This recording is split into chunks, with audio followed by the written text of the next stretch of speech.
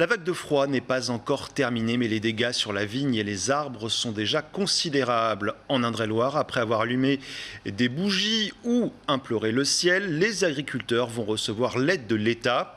Confirmation tout à l'heure du ministre de l'Agriculture, Julien de Normandie, en visite dans le Vouvrion. Hélène Chaplet avec Audrey Champigny. Comme partout en France, cette parcelle de 4000 m² de vignes n'a pas été épargnée par le gel des derniers jours. Implantée sur les hauteurs de Roche-Corbon, ses pieds, vieux d'une soixantaine d'années, en ont pourtant vu d'autres. Pour Alain, qui exploite ces terres, il est encore trop tôt pour réellement estimer la hauteur des pertes.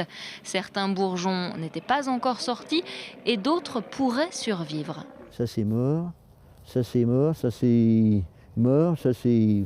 Celui-là, normalement, il est sauvé, tiré d'affaire. On observe même une grappe. Celui-là, il est mort. Dans notre misère, le fait que c'est gelé de bonne heure, tous les yeux n'étaient pas démarrés. Ça veut dire que là, il y en a des petites de secours. On ne sait pas, peut-être qu'ils peuvent donner une grappe. On en saura certainement plus à fin avril, ça sera l'heure des comptes. Mais là, aujourd'hui, les comptes sont quand même globalement pas terribles, quoi.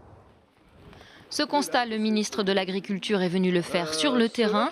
Julien de Normandie s'est rendu ce vendredi après-midi sur une parcelle de vigne à Parcé-Melay pour assurer les vignerons du soutien de l'État. Par contre, impossible pour l'instant de connaître le montant de l'enveloppe qui sera débloquée. Le dispositif de soutien devra être à la hauteur d'un phénomène climatique tout à fait exceptionnel, avec des très fortes chaleurs, puis une chute brutale des températures, et donc avec des dégâts que je qualifierais de très importants à l'échelle de l'ensemble de la maison France agricole. C'est-à-dire plus de 10 régions sur 13 sont impactées. Difficile de faire un bilan des pertes sur les 2250 hectares de l'appellation Vouvray. Les 8 communes concernées ont toutes été touchées différemment. Les prochains jours, avec l'annonce d'une nouvelle période de gel, seront déterminants.